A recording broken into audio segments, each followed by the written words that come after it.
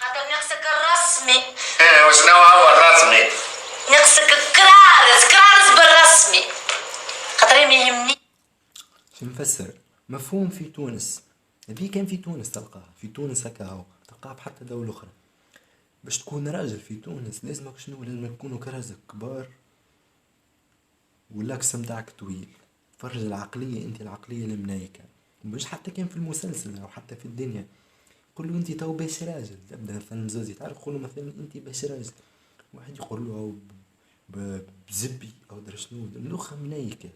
كان جات لغة زبوب راهو البهيم ارجل واحد فينا. فهمتوا ميساج للتوانسة. كملوا الفيلم. كون مرات كيما في مخك مانيش ملوجة على العروسات، امانة على الاقل نشيخ. عرفت الشيخة اللي ساقيك تحف على خاطرها وتجيني تحط لي الجرناطة متاعك على ركايبك. الشيخة اللي كنت تسمع فيك مرتك تجي على خاطرها وني لما تطلقك.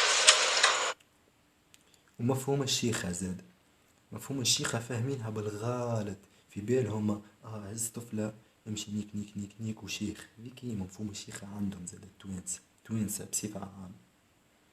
غير ما نحكيو على الليبية الجزيرية أنقص بنق كيفاش فازا.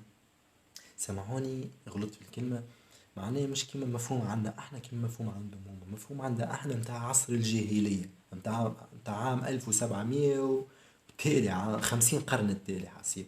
كمل الفيلم. وانا توا حاضرة، لازم تجي تاخذي قضيتك. أقضي قضيتك بس استنى، أقضي قضيتك.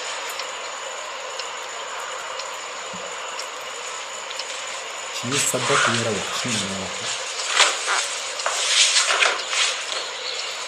كيف في المسلسل اللي تاع حسن في الدنيا ما حسنين. ما عادش جاي بالكل. اما في الدنيا كان انت. ايه تو نمشي لهونيدا هاي في الدول.